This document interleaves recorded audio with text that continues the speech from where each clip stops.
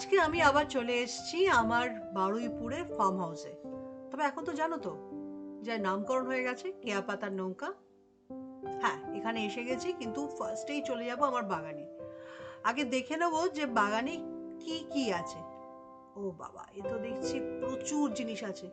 কি তুলি বলো তো? ফুলকপি তো আছেই, প্রচুর ফুলকপি হয়েছে। আচ্ছা, ওই দিকটা গিয়ে দেখি একটু। বাঁধাকপি তো ভর্তি হয়ে গেছে। হ্যাঁ, এবার এসে পড়েছি শিমের কাছে। প্রচুর প্রচুর শিম।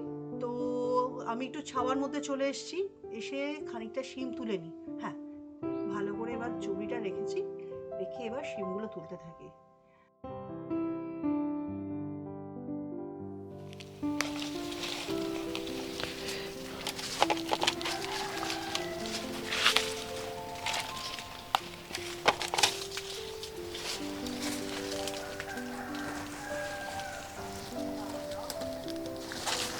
এই তো এইটাকে ধরেছি, এটা কিন্তু বেশ শিম হয়েছে।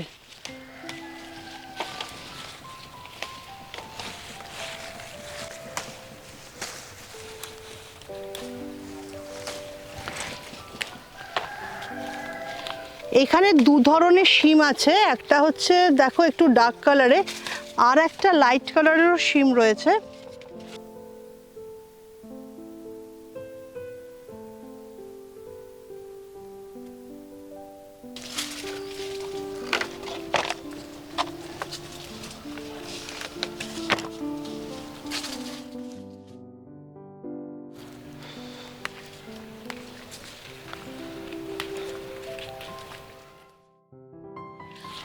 প্রচুর শিম হয়েছে। শিমের চচ্চড়ি খাওয়া যেতে পারে, আমি ভীষণ ভালোবাসি। আর একটা জিনিস ভালোবাসি অবশ্য, শিমগুলো যখন বেশ পেকে যায় এই বীজগুলো দিয়ে কিন্তু সুন্দর রান্না হয়। অনেকগুলো শিম পেয়ে গেছি।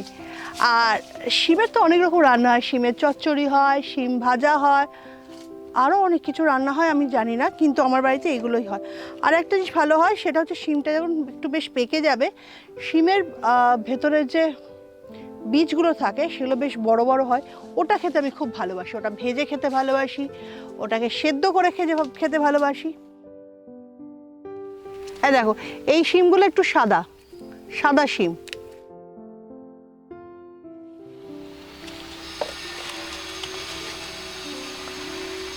শিমের যে এত রকম ভ্যারাইটি হয় সেটা আগে জানতামই না। শিম মানে শিম, শিমের যে কত রকম ভ্যারাইটি। দেখো সাদা ধপধপ করছে শিমগুলো, আর তো মনে হচ্ছে যে সব শিমগুলোই আজকে পেরে নি, কিন্তু পারলে বেশ কয়েক বস্তা শিম হবে। এই দেখো, এটা হচ্ছে ঝুটি শিম। এটা না লতানে ভাবে শিম গাছটা ওঠে না, এরকম ছোট্ট ছোট্ট গাছে ভর্তি করে এক সঙ্গে অনেকগুলো করে শিম হয়।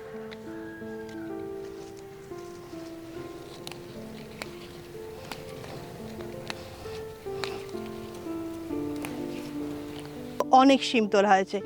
এইবার এই সাদা শিম, কালো শিম, ঝুটি শিম, এই সব শিম মিলিয়ে একটা সুন্দর রেসিপি করব।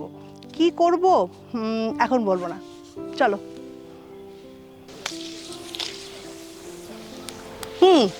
আমি কোথাও দাঁড়িয়ে আছি বলো তো? একটা দারচিনি গাছের তলায়। এই গাছটা পুরোটাই দারচিনি গাছ। এখান থেকে আমাদের মানে বাড়িতে এখানে যা রান্না বান্না হয় এখান থেকেই কিন্তু দারচিনি গাছের ছাল আমরা তুলে নিই। আর আমি যেটা করি সেটা হচ্ছে, এখানে এলে খুব ভাল লাগে, সেটা হচ্ছে সঙ্গে সঙ্গে যে পাতা ছিঁড়ে, দেখো একটা বড় পাতাই ছিঁড়ি, বড় পাতা ছিঁড়ে এই জায়গাটা ভালো করে পরিষ্কার করে নিই, ধুয়েই পরিষ্কার করি। তবে গাছের তো সুন্দর খেতে লাগে। তো যাই হোক, আজকে কিন্তু আমি বাগান বাড়িতে এসে গেছি আর সুন্দর একটা রেসিপি করব। কি রেসিপি করব জানি না।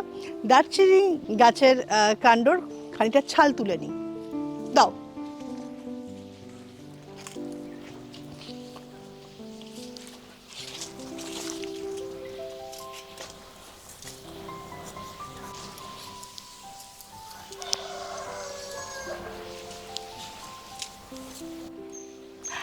আজকে রান্নার জন্য এইটুকুনি দারচিনি যথেষ্ট।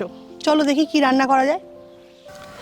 দেখো দারচিনিগুলো সুন্দর করে জল দিয়ে ধুয়ে পরিষ্কার করে নিয়েছি, কারণ গাছের ডাল থেকে নেওয়া তো, সেক্ষেত্রে একটু সুন্দর করে পরিষ্কার করে নিতে হবে।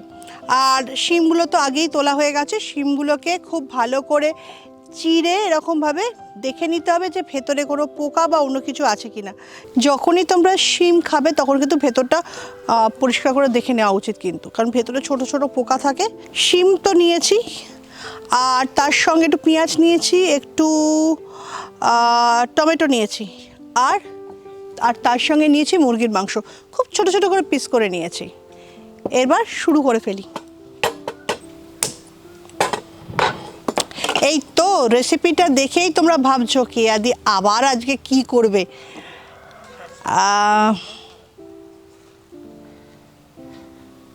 আসলে এখানে এলে একটা জিনিসই আমার মাথায় থাকে, যে বাগান থেকে কি পেলাম সেটা, আর যেটা রোজ রান্না হয় বাড়িতে, যেটা সব সময় তোমার বাড়ি আমার বাড়িতে যে রান্নাটা, সেই রান্নাটা হবে না, অন্য কিছু দিয়ে রান্না হবে।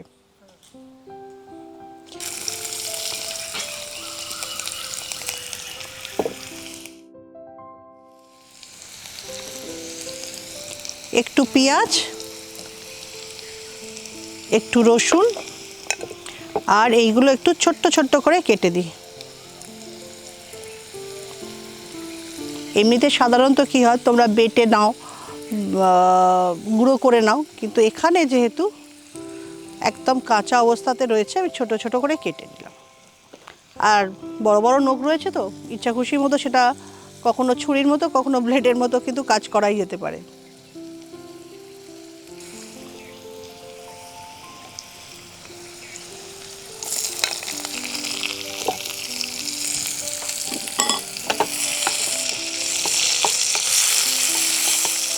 এবার নিশ্চয়ই তোমরা ভাবছো যে শিম দিয়ে মুরগির মাংস দিয়ে কেয়া দি কী রান্না করবে।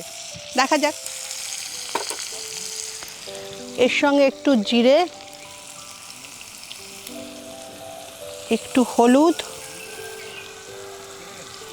আর একটুখানি নুন দিয়ে দিই।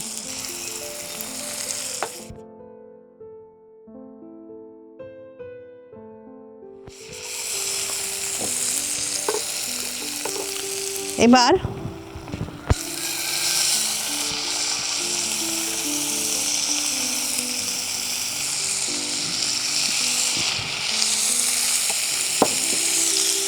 চিকেন দিয়ে ভালো করে কষে নিতে হবে। এবার একটু ঢাকা দিয়ে দিই। এবার চিকেনটা হতে থাক, আর ততক্ষণ আমি কিন্তু শিমটাকে সেদ্ধ করে তারপর পেস্ট করে তোমাদের সামনে আনছি। চিকেনটা তো মোটামুটি ভালো সুন্দর ভাজা হয়ে গেছে। এবার কিন্তু শিম পেস্ট আমার কাছে এসে গেছে।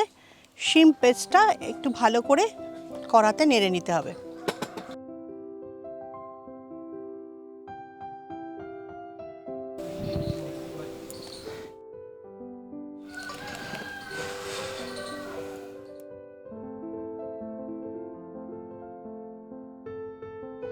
আচ্ছা, একটু মশলা দিতে হবে। এটাতে একটু নুন দিই,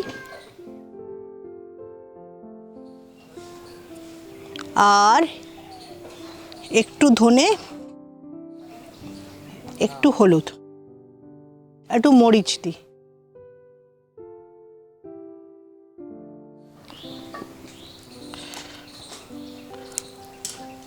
আর দু একটা কাঁচা লঙ্কা।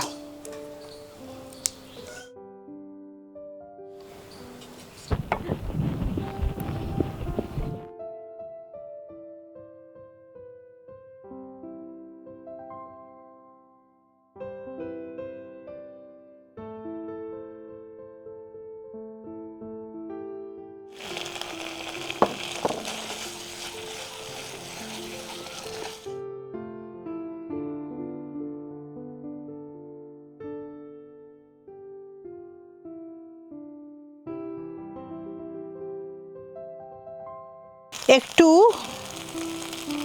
চিলি সস, তাতে একটু ঝালটাও হবে, কালারটাও একটু চেঞ্জ হবে। এখন যে প্রিপারেশনটা করেছি এটা কিন্তু পরোটার সঙ্গে খেতে ভীষণ ভালো লাগবে, লুচির সঙ্গে খেতে ভালো লাগবে, ভাতের সঙ্গেও ভালো লাগবে।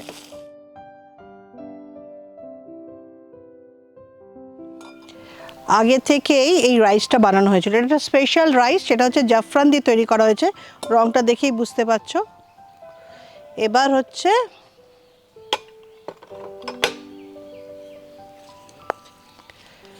শিম দিয়ে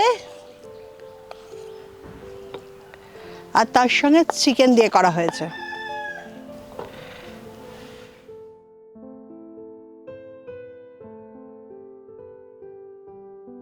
সাজাতে তো হবে, তাহলে সাজানোর জন্য একটু কড়াইশুঁটি নিয়ে নিই, সুন্দর করে উপর থেকে ছড়িয়ে দিই।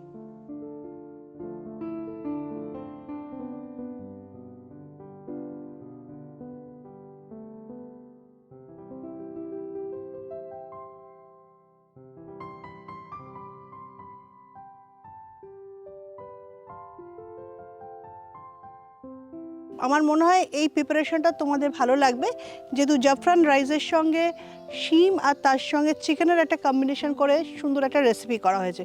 কিন্তু সুন্দর বললেই তো হবে না, টেস্ট করে দেখতে হবে যে কেমন হয়েছে।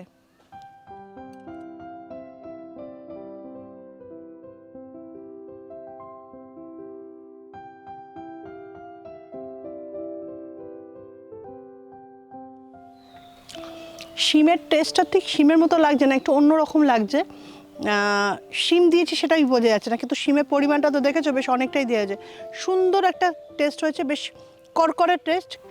এই রান্নাটা কিন্তু আগে থেকে ঠিক করা ছিল না, এই জিনিসগুলো আমার এখানে পাওয়া গেল, মানে আজকে এসে শিমটা পাওয়া গেল আর কিচেন থেকে একটুখানি মুরগির মাংস পাওয়া গেল, সেই দিয়ে এই প্রিপারেশনটা হয়েছে। তো প্রিপারেশনটার নাম কী দেওয়া যায় বলো তো? তোমাদের মাথায় কিছু আসছে? তোমাদের মধ্যে অনেকেই ভাববে যে কী আর রান্না, ওই তো শিম আর কি মানে চিকেন দিয়ে, কিন্তু ঠিকঠাক পরিমাণ মতো সব মশলা দিতে না টেস্টটা একটা অন্যরকম হয়েছে। তোমরা বাড়িতে করে দেখো, ভীষণ ভালো লাগবে কিন্তু। আচ্ছা, নামটা কি দেওয়া যায় সেটা একটু ভাবি। বাহারি শিম ভর্তা থাক, কারণ বাহারি এই কারণে বলছি, একটু তো আলাদা। চিকেন দিয়ে মনে হয় না কেউ শিম দিয়ে কেউ ভর্তা করেছে, তো সেক্ষেত্রে আমার মনে হয় এই নামটা বাহারি শিম ভর্তা। রান্না করতে করতে বেশ একটু বেলা হয়ে গেছে আর সত্যি সত্যি প্রচণ্ড খিদে পাচ্ছে, তাই আমার মনে হয় আর কথা না বাড়িয়ে খেতে চলে যাই।